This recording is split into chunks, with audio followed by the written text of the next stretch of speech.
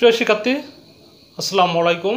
এই ভিডিওতে আমি তোমাদের ত্রিকোণমিতির বেসিক সম্পর্কে একটা কনসেপ্ট দেব। সেটা ত্রিকোণমিতি শেখার ক্ষেত্রে তোমাদের খুবই কাজে লাগবে, ঠিক আছে? তো দেখো, ত্রিগোণমিতি এই শব্দটা হচ্ছে একটা গ্রিক ওয়ার্ড, ঠিক আছে? তো এটা এখানে এই যে ট্রি না, ট্রি অর্থ তিন, ঠিক আছে? তিন। এরপরে কি আছে? গণ। এই গণর অর্থ হচ্ছে কি? গণ অর্থ ধার, ঠিক আছে? এরপরে আছে মিত্রি। মিত্রি অর্থ পরিমাণ। অর্থাৎ ত্রিকোণমিতিতে ত্রিভুজের তিন কোণের বাহু, কোণ এবং এর মধ্যখানের যে সমস্যাগুলো আছে সেগুলোর সমাধান করা হয়, ঠিক আছে? তো আমরা এখন একটা সমকোণী ত্রিভুজ অঙ্কন করব। আমি হাত দিয়ে অঙ্কন করছি, তোমরা স্কেল দিয়ে ঠিকমতো এঁকে নেবে, ঠিক আছে? তো আমরা ধরে নিলাম যে এটা একটা সমকোণী ত্রিভুজ, ঠিক আছে? ওকে, সমকোণী ত্রিভুজ কেন বললাম? সমকোণী ত্রিভুজ হলো যে ত্রিভুজের যে কোনো একটি কোণ 90 ডিগ্রি থাকবে, ঠিক আছে? তাহলে তাকে আমরা কি বলবো? সমকোণী ত্রিভুজ বলবো। অর্থাৎ এখানে দেখো তিনটা কোণ আছে, তিনটা কোণের সমষ্টি কিন্তু একটা ত্রিভুজ হয়, কিন্তু সমকোণী হতে হলে অবশ্যই যে কোনো একটি কোণ, এই যে এই কোণটা এখানে 90 ডিগ্রি, ঠিক আছে? আর আমরা কি জানি? ত্রিভুজের তিন কোণের সমষ্টি কি? দুই সমকোণ, তাই না? অর্থাৎ 180 ডিগ্রি।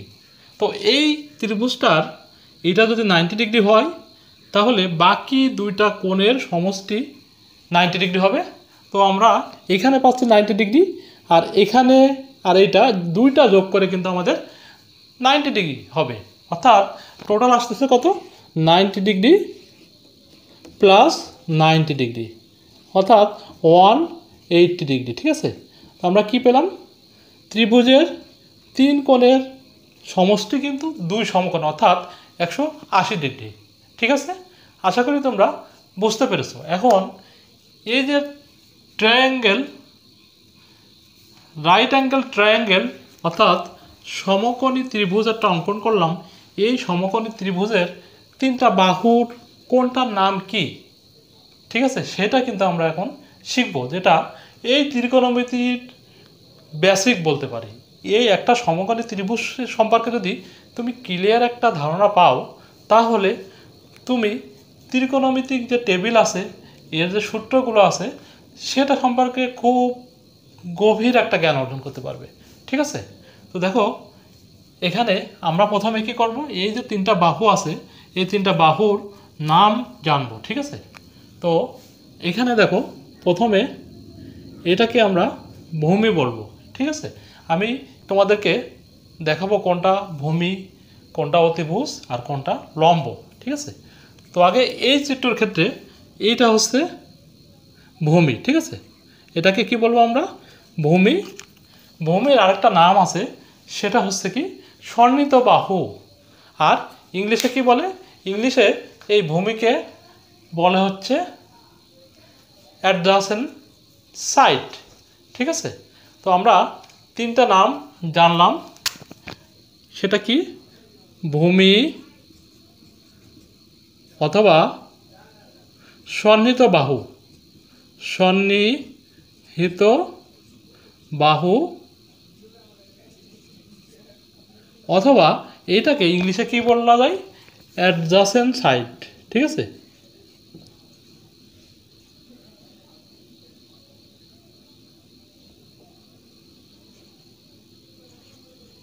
অ্যাডজাসেন্ট সাইড, ঠিক আছে? আচ্ছা, আমরা ভূমির তিনটা নাম জানলাম। এখন লম্ব যেটা আছে, এই ত্রিভুজের ক্ষেত্রে লম্ব হচ্ছে এই যে এটা, ঠিক আছে? বিস্তারিত পরে আসতেছি আমি। লম্বর কয়টা নাম আছে সেটা আমরা শিখব। লম্ব, ঠিক আছে? প্রথমে আমরা লম্ব, এই লম্বর আবার একটা নাম আছে, সেটাকে আমরা বলতে পারি কি? উচ্চতা, ঠিক আছে, উচ্চতা। আবার এটাকে আমরা বলতে পারি কি বিপরীত বাহু, ঠিক আছে, বিপরীত বাহু। আর এই লম্ব, উচ্চতা বা বিপরীত বাহুর ইংরেজিতে আরেকটা নাম আছে, সেটাকে বলে অপোজিট সাইড, ঠিক আছে।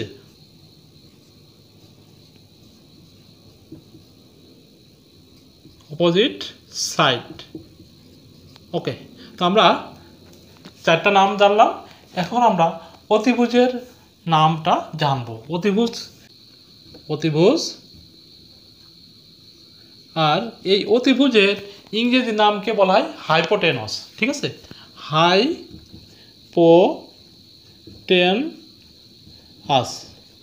আচ্ছা, এখন আমরা বাহু চিহ্নিত করতে হয় কীভাবে সেটা শিখব, ঠিক আছে।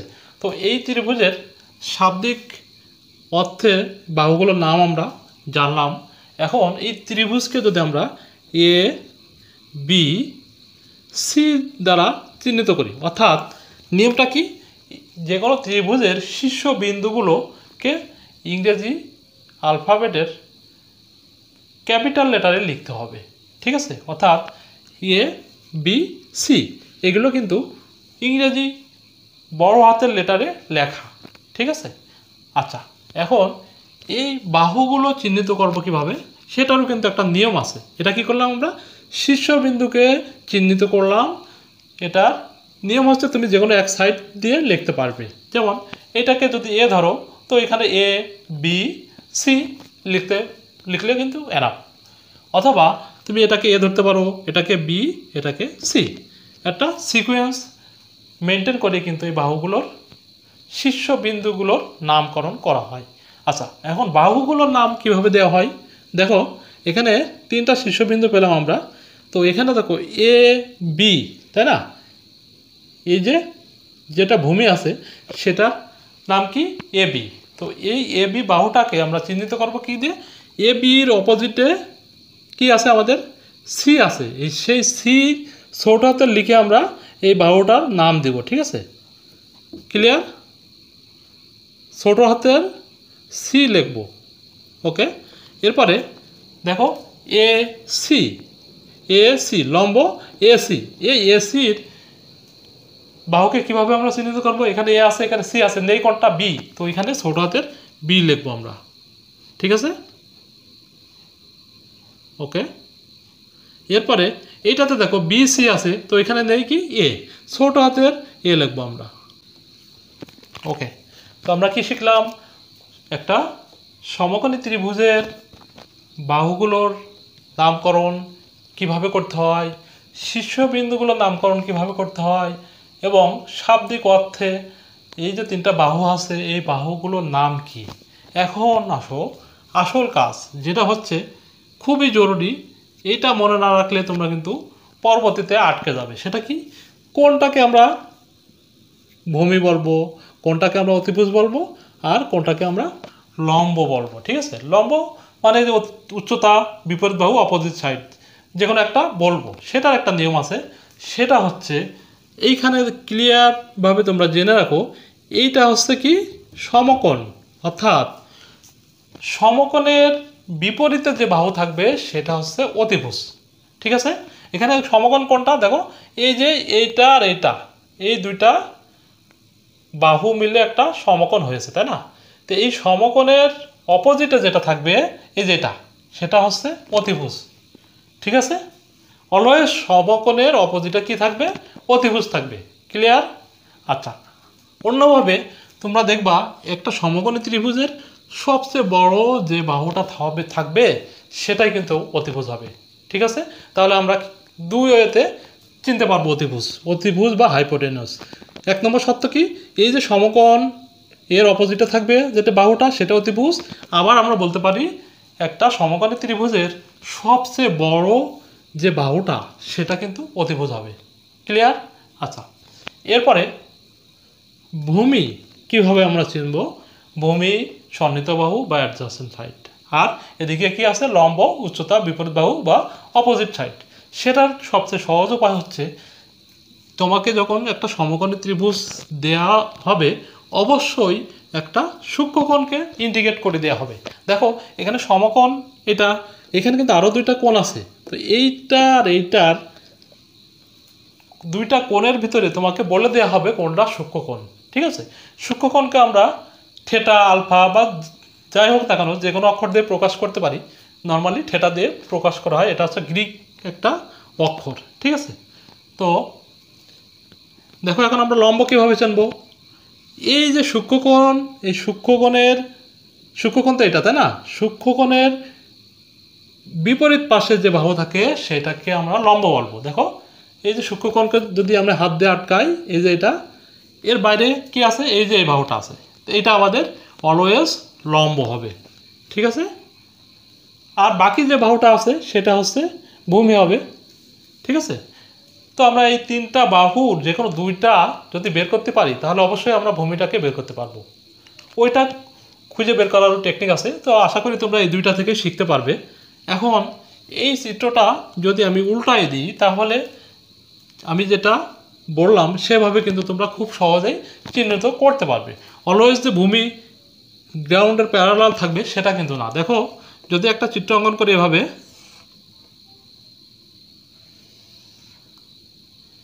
ঠিক আছে, আচ্ছা ধরে নিচ্ছি আমি হাত দেখেছি, ধরে নিচ্ছি আমরা এটা সমকোণ, অর্থাৎ এই কোণটা আছে 90 ডিগ্রি। ঠিক আছে, এখন এইখানে তোমাকে যদি বলা হয় এটা আছে আমাদের সূক্ষ্মকোণ থিটা, তোমাকে কিন্তু একটা কোণ বলে দেওয়া হবে যে কোণটা সূক্ষ্মকোণ। ঠিক আছে, এখন আমি যে শব্দটা শিখিয়েছি সেটা হচ্ছে কি, সমকোণের অপোজিটে থাকে অতিভুজ। দেখো এখানে সমকোণ কোণটা এই যে এটা হচ্ছে 90 ডিগ্রি আমাদের। ঠিক আছে, তো এখানে সমকোণ, এটা এই সমকোণের অপোজিটে কি আছে, এই যে এই বাহুটা আছে। ঠিক আছে, তো এটা যদি নামকরণ করি এ, এটা বি, এটা সি ধরলাম, তাহলে এখানে অতিভুজ হবে কি বিসি। ঠিক আছে, আচ্ছা আর বাহুগুলোর নামকরণ কীভাবে শিখেছি আমি, এ বি, এখানে এ বি, এখানে নেই কোনটা সি, এই সিটা ছোট হাতের, এই বাহুটার নাম হবে ছোট হাতের সি। ঠিক আছে, আচ্ছা এরপরে এখানে আছে কি বি সি, অর্থাৎ এই বাহুটার নাম আমরা কি দিতে পারি, ছোট হাতের এ। ঠিক আছে, আর এ সি এখানে নেই কি বি, অর্থাৎ এই বাহুটার নাম আমরা দেবো কি বি। ঠিক আছে, তো আমরা অতিভুজটা চিনলাম, সমকোণের অপোজিটে যে বাহুটা থাকবে সেটা হচ্ছে অতিভুজ। আরেকটা হয়তো আমরা চিনতে পারি, সেটা কি, সবচেয়ে বড় যে বাহুটা সেটাই হচ্ছে অতিভুজ হবে। ঠিক আছে, তো আমরা এটা শিখবো না, আমরা শিখবো সমকোণের অপোজিট পাশে যে বাহুটা থাকবে সেটা হচ্ছে আমাদের অতিভুজ। ঠিক আছে, আশা করি তোমরা এতটুকু বুঝতে পেরেছো। এখন আমরা শিখব লম্ব কীভাবে বের করব। ঠিক আছে, তো আমি কি বলেছিলাম তোমাদের, এই সমকোণী ত্রিভুজের কি দেওয়া থাকবে, একটা সূক্ষ্মকোণকে ইন্ডিকেট করে দেওয়া থাকবে, আইদার এইটা অর এইটা। ঠিক আছে, তো এইটা যদি তোমার সূক্ষ্মকোণ হয়, তো আমি কি বললাম, সূক্ষ্মকোণের বিপরীত পাশে কি থাকে, বিপরীত বাহু থাকে, অর্থাৎ লম্ব উচ্চতা বা বিপরীত বাহু বা অপোজিট সাইড যেটা বলো না কেন, সেটা কোথায় থাকবে, সূক্ষ্মকোণের বিপরীত পাশে। ক্লিয়ার? তো এখানে সূক্ষ্মকোণ কটা, সূক্ষ্মকোণ হচ্ছে এইটা, তাই না? এইটা, এই দুটা বাহুকে যদি বাদ দিই তাহলে দেখো এখানে কী থাকতেছে, এ সি, অর্থাৎ এই যে বি বাহুটা হচ্ছে লম্ব। ক্লিয়ার? আশা করি তোমরা লম্ব, ভূমি আর অতিভুজ কোণটা খুব সহজেই এরপর থেকে চিহ্নিত করতে পারবে। না পারার তো কিছু নাই, একটু ভাবতে হবে। ঠিক আছে, তো আশা করি শিখে ভালো হয়েছে। আবার আমি শর্টে বলতেছি, সমকোণের বিপরীতে থাকে অতিভুজ আর সূক্ষ্মকোণের বিপরীতে থাকে বিপরীত বাহু, লম্ব বা উচ্চতা। ঠিক আছে, আর ভূমিকোণটা, ভূমি হচ্ছে এই যে সূক্ষ্মকোণ সংলগ্ন যে বাহুটা আছে সেটাই কিন্তু আমাদের ভূমি। এইখানে ভূমিকোণটা হবে, দেখো এখানে আমাদের এটা পেয়ে গেলাম আমরা, এটার নিয়ম কি, সূক্ষ্মকোণের অপোজিটে আছে লম্ব, তার মানে এ সি ওখানে লম্ব, আর সমকোণের অপোজিটে আছে আমাদের কি, অতিভুজ বিসি। তাহলে এই ত্রিভুজের ক্ষেত্রে ভূমি হবে কোনটা, খুবই সহজ, এই যেটা এ বি, এখানে ভূমি, এটা কি সি। ঠিক আছে,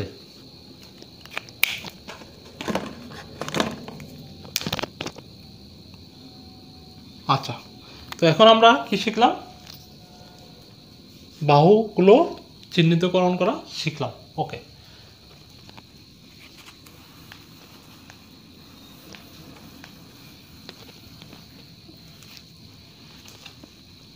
এখন দেখো এইখানে টোটাল 3টা কোণ আছে, তাই না? এই 3টা কোণের মধ্যে আমরা কিন্তু টোটাল 6টা অনুপাত বের করতে পারি, ঠিক আছে? অর্থাৎ 6টা অনুপাতের মাধ্যমে কিন্তু প্রকাশ করা যায় সর্বোচ্চ, তাই না? তো সেই 6টি অনুপাতকে গণিতবিদরা নাম দিয়েছেন কি? সাইন, কোসাইন, ট্যানজেন্ট, কোট্যানজেন্ট, সেকেন্ড,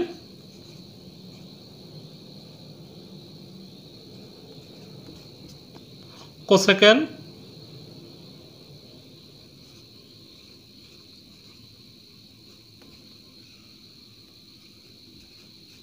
ঠিক আছে? টোটাল এই 6টা অনুপাতের মাধ্যমে এই 3টা বাহুর মধ্যকার সম্পর্কটা প্রকাশ করা হয়ে থাকে। তো এইগুলো কি করা হয়? সাধারণত 3টা অ্যালফাবেট দিয়ে সংক্ষিপ্ত আকারে প্রকাশ করা হয়। এই সাইনকে আমরা কি বলবো?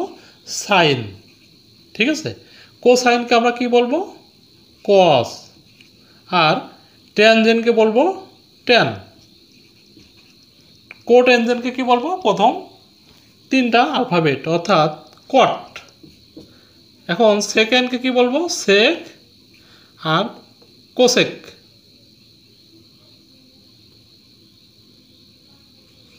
কোসেককে আমরা কি বলবো? CSC, অথবা আমরা লিখতে পারি কোসেক। আচ্ছা, সাধারণত এই 6টা নামকে সংক্ষিপ্ত আকারে এভাবে প্রকাশ করা হয়, ঠিক আছে? তো এইগুলোর সাথে অবশ্যই একটা কোণ দিতে হবে আমাদের। সাপোজ এই যে সাইন থেটা, এখানে যে থেটা আছে, এই থেটার যে কোনো একটা মান থাকতে পারে। যেমন আমরা বলতে পারি sine theta, cos theta, tan theta, অথবা সাইন 30 ডিগ্রি, কস 30 ডিগ্রি, ট্যান 30 ডিগ্রি ইত্যাদি, ঠিক আছে? তো যদি সাইন 30 ডিগ্রি আমরা লিখি, সাইন 30 ডিগ্রি, ঠিক আছে? এর মানে কিন্তু এইটা বোঝায় না যে সাইন গুণ 30 ডিগ্রি, অর্থাৎ সাইনের সাথে 30 ডিগ্রি গুণ করতে হবে এমন কিন্তু না, ঠিক আছে? অর্থাৎ এই সাইন 30 ডিগ্রির একটা মান কিন্তু আমরা এখান থেকেই বের করতে পারি। সেটা আমি পরবর্তী ক্লাসে তোমাদেরকে দেখাবো। এটা সহজে মনে রাখার জন্য একটা টেকনিকও আছে। তো সাইন 30 ডিগ্রি মান কি? হাফ। তো এটা আমি পরের ক্লাসে বোঝাবো। তো এখন আমরা বেসিক্যালি যে 6টা শর্ট নেম পেয়েছি, এই 6টা অনুপাতের এই সমকোণী ত্রিভুজের সাথে এদের যে সম্পর্ক, সেটা সম্পর্কে তোমাদের এখন আইডিয়া দেবো, ঠিক আছে? তো এই সাইন, ঠিক আছে? তো সাইন দেখো এইখানে যে বললাম না, টোটাল 6টা অনুপাত তৈরি করা যেতে পারে। দেখো আমরা লিখতে পারি, এখান থেকে আমি একটাকে ইন্ডিকেট করতেছি লম্ব, আর এখান থেকে ভূমি লিখবো। এইগুলো যে কোনো একটা লিখলে হবে। আর এখান থেকে অতিভুজ লিখবো, ঠিক আছে? তো দেখো আমরা কিভাবে লিখতে পারি? লম্ব ডিভাইডেড বাই ভূমি, ঠিক আছে? আবার দেখো এটা যদি উল্টায় লিখি তাহলে কিন্তু আবার আরেকটা পারছি, সেটা কি? ভূমি ডিভাইডেড বাই লম্ব, ঠিক আছে? আচ্ছা, 2টা পেয়ে গেলাম আমরা। এটা 1, একটা 2, এরপরে 3 নম্বরে দেখো, 3 নম্বরে আমরা পাচ্ছি, এখান থেকে একটা নিই, লম্ব আর অতিভুজ নিতে পারি আমরা, ঠিক আছে? লম্ব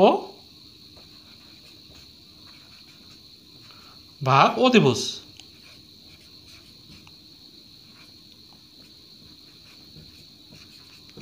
এখন আবার 4 নম্বরে কি নেব? এইটাই আবার আর উল্টায় আমরা লিখবো, ঠিক আছে? তাহলে কি পাবো? অতিভুজ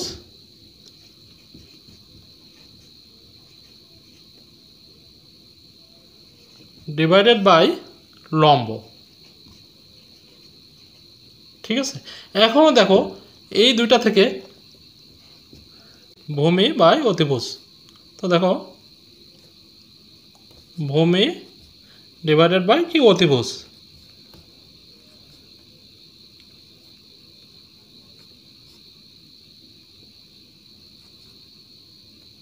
এরপরে আমরা আরেকটা লিখতে পারি, এটা উল্টায়, ঠিক আছে? সেটা কি?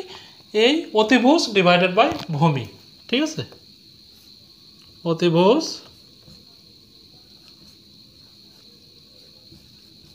ডিভাইডেড বাই ভূমি, অর্থাৎ আমরা কিন্তু এই 6টা অনুপাত লিখে ফেললাম। এখন এই যে এখানে সাইন, কস, ট্যান, কট, সেক, কোসেক লিখলাম, এইটার আমরা একটু মনে রাখবো। এখন যে কোনো 2টা মনে রাখলে কিন্তু সবগুলো বের করা সম্ভব, ঠিক আছে? তো দেখো এখানে আমাদের বলা হয়েছে এই লম্ব বাই ভূমি ইকুয়াল টু ট্যান থেটা, ঠিক আছে? লম্ব বাই ভূমি ইকুয়াল টু কি? Tan theta. ওকে, এখন এইটা হবে কিভাবে হলো আমি পরে বলতেছি, বোঝাচ্ছি। এই ভূমি বাই লম্ব সেটা হচ্ছে কট থেটা, ঠিক আছে? কট থেটা। এরপরে দেখো লম্ব বাই অতিভুজ, অর্থাৎ এইটা লম্ব উচ্চতা বা বিপরীত বাহু ডিভাইডেড বাই অতিভুজ, এইটা ইকুয়াল টু হবে আমাদের সাইন থেটা, সাইন থেটা। এখন অতিভুজ বাই লম্ব এইটা হবে আমাদের কোসেক থেটা, কোসেক থেটা। এরপরে ভূমি বাই অতিভুজ এটা হবে আমাদের কস থেটা, কস থেটা। আর অতিভুজ বাই ভূমি এটা হবে আমাদের সেক থেটা, সেক থেটা, ঠিক আছে? তো এইটা কিভাবে আসলো সেটা আমি তোমাদেরকে এখন বোঝাবো। তো এখান থেকে কিছু অঙ্কটা মুছে দিই। দেখো আমরা একটা জিনিস মনে রাখবো, তাহলে খুব সহজে এটা বুঝতে পারবো। সেটা হচ্ছে সাইন,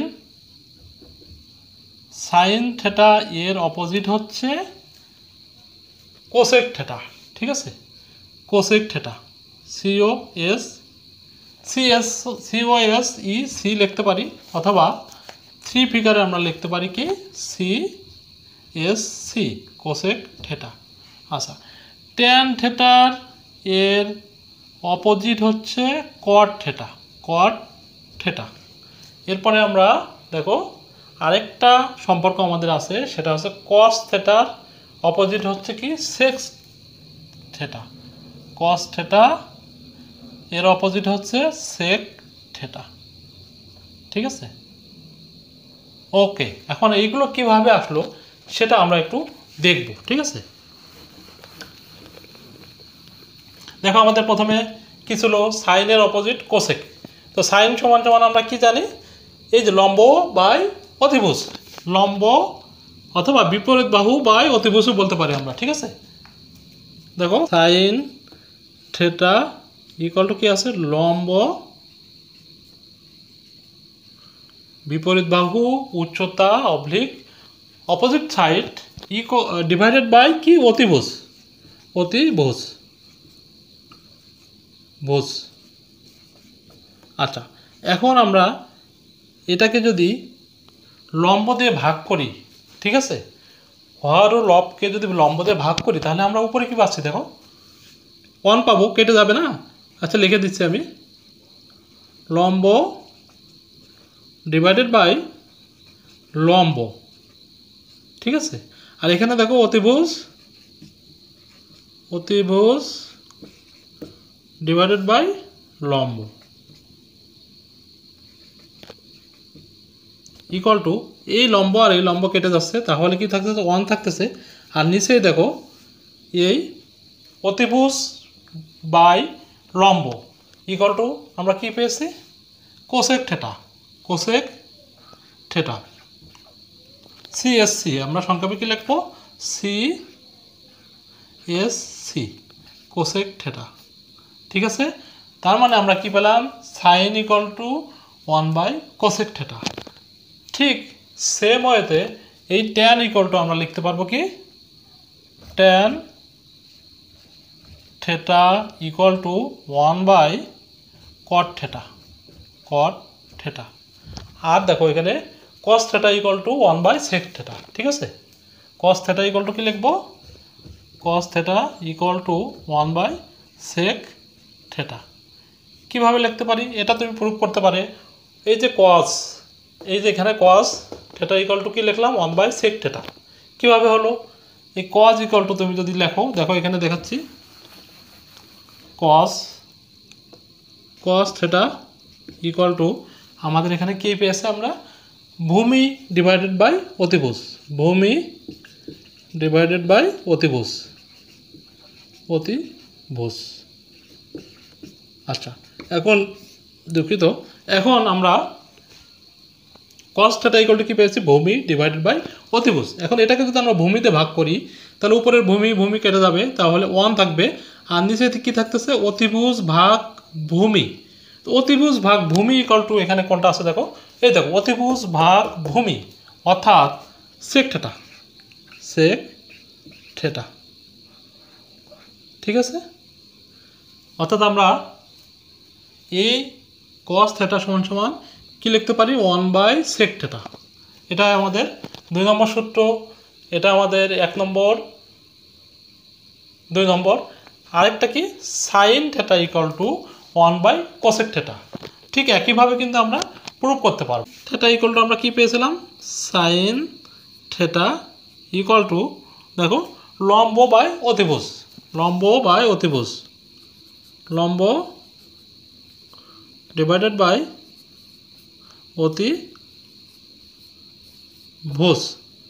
তো এখন যদি এটাকে আমরা লম্ব দিয়ে ভাগ করি, হর ও লবকে, তাহলে কি থাকতেছে, উপরে কেটে যাচ্ছে 1 থাকতেছে, আর এই অতিভুজের নিচে থাকতেছে কি, লম্ব। তাহলে অতিভুজ ডিভাইডেড বাই লম্ব ইকুয়াল টু দেখো কি আছে, অতিভুজ ডিভাইডেড বাই লম্ব, এই দেখো অতিভুজ ডিভাইডেড বাই লম্ব ইকুয়াল টু কি আছে, কোসেক থেটা, কোসেক থেটা। এটা কীভাবে আসলো এখানে করে দেখাই, লম্ব ভাগ লম্ব, তাই না, এই সমান সমানটা এখানে হবে, এখানে অতিভুজ ভাগ এখানে কী হবে, লম্ব, অর্থাৎ উপরে 1 থাকবে আর নিচেই অতিভুজ বাই লম্ব। অর্থাৎ সাইন থেটা ইকুয়াল টু আমরা কি লিখতে পারি, একবারে সাইন থেটা ইকুয়াল টু আমরা একবারে লিখতে পারি 1 বাই কোসেক থেটা। ক্লিয়ার। এই সেম ওয়েতে আমরা কিন্তু এই ট্যানের আরেকটা সম্পর্ক আছে, সেটা বের করতে পারি, ঠিক আছে। এই ট্যান ইকুয়াল টু কি, সাইন বাই কস, ঠিক আছে, tan equal to sine by cos equal to আমরা কি জানি, লম্ব, এই যে এখানে আছে লম্ব বাই ভূমি, তাই না, লম্ব ডিভাইডেড বাই ভূমি। এখন এইটাকে যদি আমরা অতিভুজ দ্বারা ভাগ করি, অর্থাৎ লম্ব ভাগ অতিভুজ,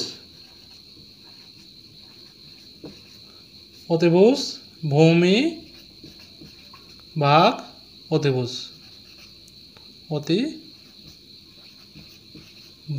তাহলে দেখো আমরা কি পাচ্ছি, এখানে লম্ব বাই অতিভুজ সমান সমান কি, দেখো সাইন থেটা আছে, এই যে লম্ব বাই অতিভুজ সমান সমান, উপরে পাচ্ছি আমরা সাইন থেটা, আর নিচেই পাচ্ছি কি, ভূমি বাই অতিভুজ সমান সমান কি, কস থেটা, এই যে কস থেটা। তার মানে আমরা ট্যান ইকুয়াল টু কী পেলাম, ট্যান থেটা ইকুয়াল টু পেলাম sine theta divided by cos theta. Same ওয়েতে আমরা কট থেটা ইকুয়াল টু কী পাবো, কট থেটা ইকুয়াল টু করে দেখবে একইভাবে, কট থেটা ইকুয়াল টু আমরা পাবো cos theta divided by sine theta. আচ্ছা, এখন আশা করি তোমরা এ পর্যন্ত ক্লিয়ার যে আমরা এই যে মানগুলো এগুলো এবং এর বাড়তি কোণটা আছে, এই যে একটা আর এই একটা, অর্থাৎ sine equal to 1 by cosec, cosec equal to 1 by sine, tan equal to 1 by cos, cot equal to 1 by tan, cos theta equal to 1 by sec theta, sec theta equal to 1 by cos theta, এবং cot theta equal to cos by sine theta আর tan theta equal to sine by cos theta. এটা কিন্তু খুব সহজেই আমরা বের করলাম। এখন আমরা দেখব এটাও কিন্তু এগুলো কিন্তু ত্রিকোণমিতিক্যাল ইকুয়েশন, ঠিক আছে। এখন আমরা শিখব যে ত্রিকোণমিতির যে সূত্র আছে সেটা কিভাবে আসলো, ঠিক আছে। এগুলো মুছে ফেললাম। এখানে ছিল ভূমি সন্নিহিত বাহু বা অ্যাডজাসেন্ট সাইড, আর এখানে ছিল লম্ব বিপরীত সাইড, উচ্চতা অথবা অপোজিট সাইড, ঠিক আছে। তো আমরা এখন ত্রিকোণমিতিক যে ইকুয়েশন আছে, অর্থাৎ আমি আগে লিখে দিই সেগুলো, sine square theta plus cos square theta equal to 1, ঠিক আছে। এটা থেকে আমরা তিনটা বের করতে পারবো। আবার 2 নম্বর ইকুয়েশনে যেটা আছে sec square theta minus tan square theta equal to 1, ঠিক আছে। 3 নম্বর সূত্র হচ্ছে কোসেক স্কয়ার সিএসসি, তাই না, CSC cosec square theta minus caught square theta, caught square theta equal to 1, ঠিক আছে। এই সূত্রগুলো কিভাবে আসলো সেটা দেখবো। দেখো তো এখান থেকে সাইড চেঞ্জ করে কিন্তু আমরা আরও 2টা সূত্র লিখতে পারি। কিভাবে? এখানে sine square theta equal to কি লিখতে পারি 1, এইটা ওই পাশে নিয়ে যাবো, তাহলে 1 মাইনাস কস স্কয়ার থিটা। আবার আমরা কি লিখতে পারি সেম ওয়েতে কসটা যদি পাশে রাখি তাহলে কস square theta equal to 1 minus sine square theta, ঠিক আছে। একইভাবে এটা থেকে কিন্তু আরও 2টা সূত্র তৈরি করা যাবে। কিভাবে? দেখো sec square theta equal to আমরা কি লিখতে পারি 1 প্লাস, এটাও পাশে নিয়ে যাব, তাহলে কি লিখতে পারবো 1 প্লাস ট্যান স্কয়ার থিটা। আবার আমরা কি লিখতে পারি দেখো tan square equal to sec square theta plus minus 1, ঠিক আছে। এই 1টা পাশে নিয়ে আসলাম আর 10টাও পাশে নিয়ে গেলাম, তাহলে ট্যান স্কয়ার ইকুয়াল টু কি লিখতে পারি আমরা সেক স্কয়ার মাইনাস 1। আবার এটা থেকে আমরা আরও 2টা তৈরি করতে পারি। কিভাবে? এটা আমি এখানে রাখলাম, কোসেকটা প্রথমে পাশে রাখবো, cosec square theta equal to 1 plus cot square theta, ঠিক আছে। আরেকটা কি কট স্কয়ার থিটা ইকুয়াল টু আমরা লিখতে পারি কোসেক স্কয়ার থিটা মাইনাস 1, ঠিক আছে। অর্থাৎ এই 3টা সূত্র থেকে আরও 3টা অর্থাৎ 9টা সূত্র কিন্তু আমরা লিখতে পারি। এখন এই সূত্রগুলো কিন্তু তোমাদের মনে রাখতে হবে, মুখস্থ করতে হবে এমন না, ঠিক আছে। আমি হয়তো মুখস্থ করেছিলাম অনেক আগে, কিন্তু এই সূত্রগুলো কিভাবে আসলো সেটা কিন্তু আমার জানা আছে, ঠিক আছে। সেটা কি? সেটা হচ্ছে সমকোণী ত্রিভুজের পিথাগোরাসের যে উপপাদ্য আছে সেটা অনুযায়ী আসছে এটা, ঠিক আছে। সেটা কি ছিল? পিথাগোরাস বলছে যে সমকোণী ত্রিভুজের অতিভুজের উপর অঙ্কিত বর্গক্ষেত্রের ক্ষেত্রফল অপার 2 বাহুর উপর অঙ্কিত বর্গক্ষেত্রের ক্ষেত্রফলের সমষ্টির সমান। অর্থাৎ এটা কি আমাদের অতিভুজ, আর এটা কি ছিল আমাদের ভূমি অথবা কি ছিল সন্নিহিত বাহু অথবা অ্যাডজাসেন্ট সাইড, আর এটা আছে লম্ব অথবা উচ্চতা অথবা অপোজিট সাইড, ঠিক আছে। তো পিথাগোরাস কি বলছে? কোন সমকোণী ত্রিভুজের অতিভুজের উপর অঙ্কিত বর্গক্ষেত্রের ক্ষেত্রফল অপার 2 বাহুর উপর অঙ্কিত বর্গক্ষেত্রের ক্ষেত্রফলের সমষ্টির সমান হবে। অর্থাৎ অতিভুজ স্কয়ার ইকুয়াল টু অতিভুজ এর হোল স্কয়ার ইকুয়াল টু লম্ব স্কয়ার প্লাস ভূমি এর স্কয়ার, ঠিক আছে। তো এই সূত্র অনুযায়ী কিন্তু আমরা এই সবগুলো সমাধান করতে পারবো, ঠিক আছে। এখন দেখো এইটা যদি আমরা উভয় পক্ষকে অতিভুজ দ্বারা ভাগ করি, এটা কি আমাদের পিথাগোরাসের উপপাদ্য, অতিভুজ স্কয়ার ইকুয়াল টু লম্ব স্কয়ার যোগ ভূমি স্কয়ার। ঠিক আছে, এখন এটাকে যদি আমরা অতিভুজ স্কয়ার দিয়ে ভাগ করি তাহলে কি পাবো, দেখো করে দেখাচ্ছি আমি। একটা অতিভুজ স্কয়ার ডিভাইডেড বাই অতিভুজ স্কয়ার ইকুয়াল টু, সবগুলোকে আমরা কি করব, এটা দ্বারা ভাগ করব, তাই না? তো এইটা আমি ভেঙে এভাবে লিখতে পারি না, লম্ব স্কয়ার ডিভাইডেড বাই অতিভুজ স্কয়ার প্লাস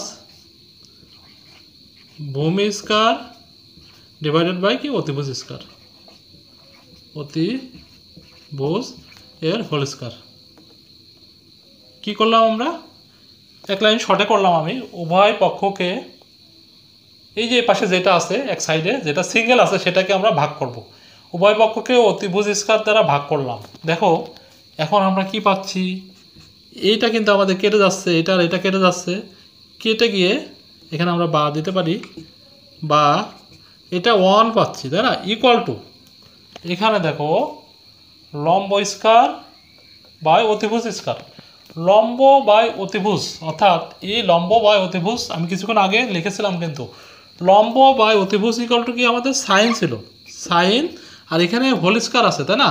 তো আমরা sine square theta equal two লিখতে পারি, প্লাস ভূমি বাই অতিভুজ, ভূমি বাই অতিভুজ ইকুয়াল টু কি কস ছিল আমাদের, তো এখানে কস, আর এই দুই জায়গায় স্কয়ার আছে, তার মানে আমরা হোল স্কয়ার লিখতে পারি। তার মানে আমরা কি বলতে পারি, সাইন স্কয়ার থিটা, অতএব এটা উল্টাই আসি এপাশে, sine square theta plus cos square theta equal to 1। এই যে এক নম্বরটা দেখো, ক্লিয়ার? আমরা কিন্তু এই সূত্রটা মুখস্থ করি নাই, ঠিক আছে? পিথাগোরাসের যে উপপাদ্য আছে সেই সমীকরণ থেকে কিন্তু এটা বের করলাম। এখন সেম ওয়েতে তুমি এই লম্বটা এপাশে নিয়ে এসে এপাশে বাকি এই তিনটা ক্যালকুলেশন কিন্তু করতে পারবে, ঠিক আছে? আশা করি তোমরা বুঝতে পেরেছো। এখন আমি দেখাবো এই sec square minus tan square equal to 1 সেটা কিভাবে আসলো, ঠিক আছে? পিথাগোরাসের যে উপপাদ্য সেটাও লিখলাম আমরা, লিখে এখন যদি আমরা উভয় পক্ষকে ভূমি দ্বারা ভাগ করি তাহলে কি পাচ্ছি, দেখো এখানে আমরা ভূমিতে ভাগ করব, এর নিচেই লিখে দিই, এটা পিথাগোরাসের উপপাদ্য, এটাকে আমরা যদি ভূমিতে ভাগ করি, ভূমি স্কয়ার, ঠিক আছে, এটা সমান সমান এখানে দিয়ে দিলাম, এখানে আমরা কি লিখলাম, ভূমি স্কয়ার, এখানে আমরা ভূমি স্কয়ার ভাগ ভূমি স্কয়ার, ঠিক আছে? তো বা এখানে দেখো অতিভুজ ডিভাইডেড বাই ভূমি, অতিভুজ বাই ভূমি এর হোল স্কয়ার দিতে পারি আমরা, তাই না? তো অতিভুজ বাই ভূমি ইকুয়াল টু কি আমাদের সেক, আমরা কিন্তু আগে লিখেছিলাম আগের পৃষ্ঠায়, ঠিক আছে? অতিভুজ বাই ভূমি ইকুয়াল টু কি লিখেছিলাম, সেক, তো আমি একবারই লিখে দিচ্ছি সেক স্কয়ার থিটা। আর এখানে দেখো লম্ব বাই ভূমি সমান কি লিখেছিলাম, ট্যান, তো লম্ব স্কয়ার ডিভাইডেড বাই ভূমি স্কয়ার মানে কি ট্যান স্কয়ার থিটা। আর এখানে দেখো ওই ভূমি স্কয়ার আর ভূমি স্কয়ার কেটে যাচ্ছে, এটা আর এটা কেটে যাচ্ছে, কেটে যাওয়ার পরে আমাদের কি থাকতেছে, +1, ঠিক আছে? তো এখন এটা যদি আমি এই পাশে নিয়ে আসি তাহলে কি পাচ্ছি, sec square theta minus tan square theta equal to 1, ঠিক আছে? দেখো আমরা এই সূত্রটা কিন্তু পেয়ে গেছি। এখন এটা ঘোরালে ফেরালে কিন্তু এই বাকি তিনটা কিন্তু আমরা খুব সহজে আরও দুইটা বের করতে পারবো এটা থেকে, ক্লিয়ার? আচ্ছা, এখন আবার পিথাগোরাসের সূত্র থেকে এটা প্রুভ করে দেখাবো আমি, ঠিক আছে? তো দেখো এখন আমরা কি করব, পিথাগোরাসের যে উপপাদ্য ছিল সেটা কি, অতিভুজ স্কয়ার ইকুয়াল টু লম্ব স্কয়ার ডিভাইডেড অতিভুজ স্কয়ার ইকুয়াল টু লম্ব স্কয়ার প্লাস ভূমি স্কয়ার, ঠিক আছে। আচ্ছা, তো এইটাকে যদি আমরা এখন লম্ব স্কয়ার দিয়ে ভাগ করি, অর্থাৎ উভয় পক্ষকে যদি লম্ব স্কয়ার দিয়ে ভাগ করি, তাহলে কি পাচ্ছি? একবারে লিখে দিই আমি এখানে। দেখো, এর নিচে যদি আমরা লম্ব লিখি, ঠিক আছে, লম্ব এর হোল স্কয়ার সমান সমানটা এখানে দিই, এটা লম্ব হোল স্কয়ার প্লাস এখানে কি হচ্ছে আমাদের ভূমি এর হোল স্কয়ার, আর নিচে কি হচ্ছে লম্ব এর হোল স্কয়ার। কী করলাম? উভয় পক্ষকে লম্ব দ্বারা ভাগ করলাম, পিথাগোরাসের যে উপপাদ্য ছিল সেটাকে।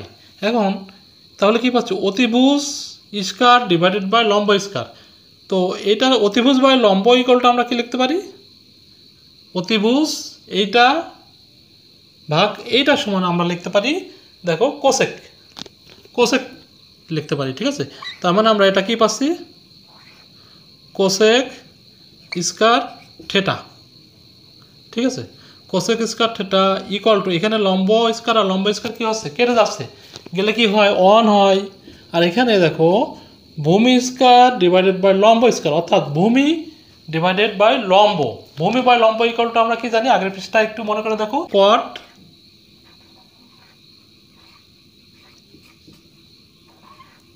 কট স্কয়ার থেটা, ঠিক আছে। তো এটা দেখো আমাদের একটা সূত্র অলরেডি কভার করছে। আর এটা যদি আমরা এ পাশে নিয়ে আসি তাহলে কি পাচ্ছি?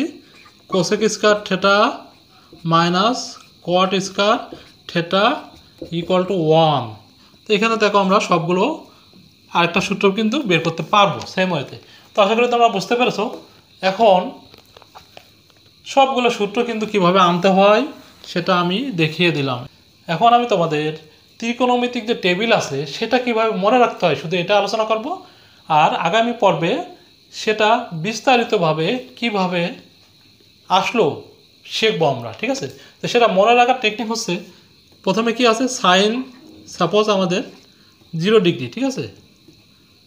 সাইন 0 ডিগ্রি মান আমরা বের করব, 0 ডিগ্রি, তারপরে আছে 30 ডিগ্রি, এরপরে আছে 45 ডিগ্রি, এরপরে আছে 60 ডিগ্রি, এরপরে 90 ডিগ্রি। এটাকে কি বলা হয়? ত্রিকোণমিতিক টেবিল, চার্ট। এখানে একটা টেবিল আছে। তো এটা খুব সহজে মনে রাখার জন্য আমরা এখানে সাইনের মানগুলো বের করার জন্য কি করব? 1 0 থেকে, ঠিক আছে, 0 থেকে স্টার্ট করব। 0 1 2 3 4 এগুলোকে আমরা 4 দিয়ে ভাগ করব। ভাগ করার পরে কি করব? এগুলোকে বর্গমূল করব, ঠিক আছে।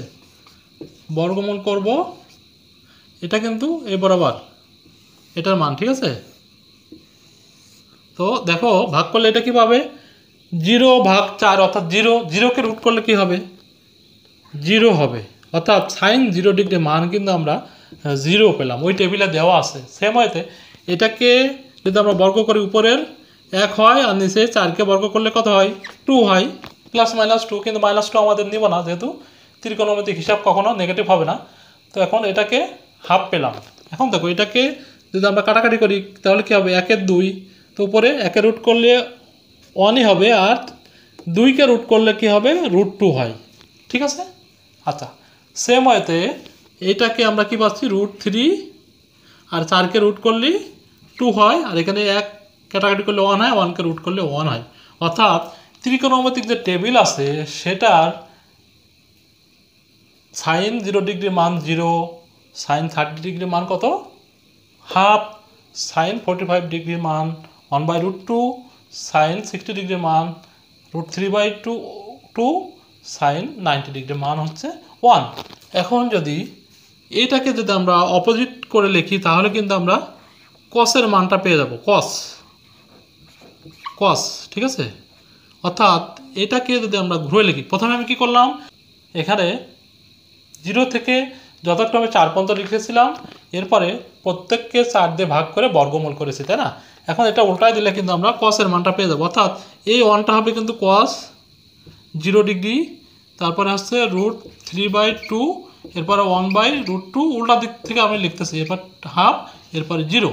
কিন্তু এভাবে কিন্তু আমি সবগুলো বের করে দিতে পারবো, কিন্তু এটা কিন্তু অরিজিনাল নিয়ম না, ঠিক আছে। এটা শুধুমাত্র মনে রাখার টেকনিক। এখন এইগুলো কিভাবে আসলো সেগুলো বিস্তারিত আগামী পর্বে তোমরা পেয়ে যাবে। তো ক্লাসটি ভালো লাগলে অবশ্যই চ্যানেলটি সাবস্ক্রাইব করে রাখবে।